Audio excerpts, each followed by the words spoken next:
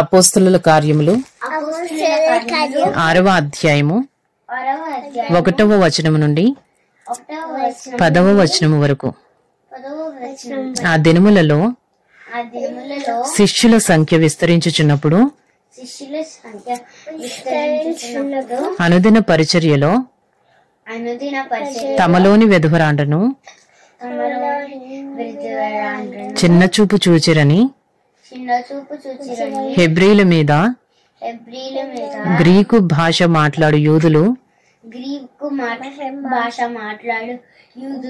సనుగసాగిరి. అప్పుడు 12 అపోస్తలులు తమ యొద్దకు శిష్యుల సమూహమును పిలిచి, మేము దేవుని వాక్యము బోధించుటమాని ఆహారము పంచిపెట్టుట యుక్తము కాదు. కాబట్టి సహోదరులారా, ఆత్మతోనూ జ్ఞానముతోనూ నిండుకొని మంచి పేరు పొందిన 7 మనుషులను మీలో ఏర్పరచుకొనుడి. మేము వారిని ఈ పనికి నియమింతుము. అయితే మేము ప్రార్థన యందును వాక్య పరిచర్య యందును ఎడతెగక యుందుమని చెప్పిరి. ఈ మాట జన సమూహం అంతటికి ఇష్టమైనందున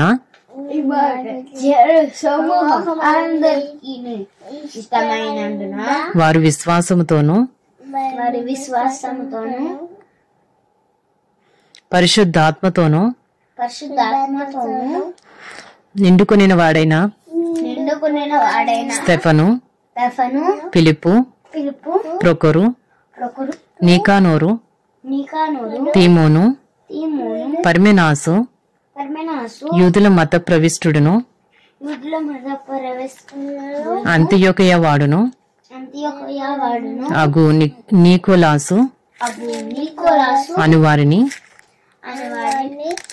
ఏర్పరచుకొని వారిని అపోస్తలుల ఎదుట నిలువబెట్టిరి. వీరు ప్రార్థన చేసి వారి మీద చేతులుంచిరి. దేవుని వాక్యము ప్రబలమై శిష్యుల సంఖ్య యెరూషలేములో బహుగా విస్తరించెను. మరియు యాజకులలో అనేకులు విశ్వాసమునకు లోబడిరి. స్తెఫను కృపతోను బలముతోనూ నిండినవాడై ప్రజల మధ్య మహత్ కార్యములను గొప్ప సూచక క్రియలను చేయుచుండెను. అప్పుడు లిబెర్తీనులదనబడిన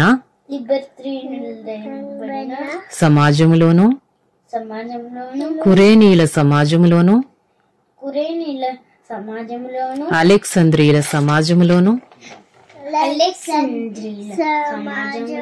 కిలికియా నుండి ఆసియా నుండి వచ్చిన వారిలోను కొందరు వచ్చి స్తెఫనుతో తర్కించిరి గాని మాట్లాడుటయందు అతడు అగపరిచిన జ్ఞానమును అతన్ని ప్రేరేపించిన ఆత్మను వారెదిరింపలేకపోయిరి. Acts chapter 6 1-10. Now in these days, when the disciples were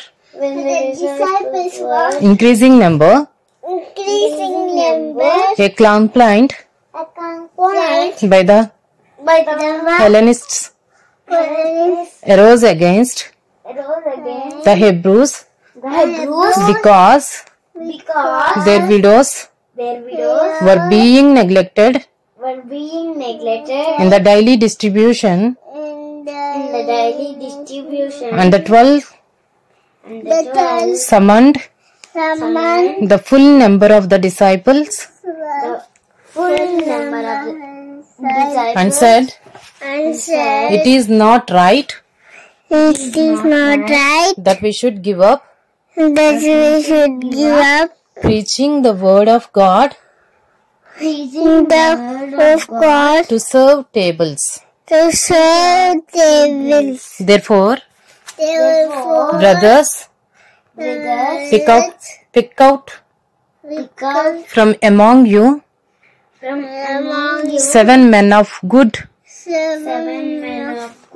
repute, full of the Spirit and of wisdom, whom we will appoint this duty. But we will devote ourselves to prayer and to the ministry of the word. And what they said pleased the whole gathering. And they chose Stephen, a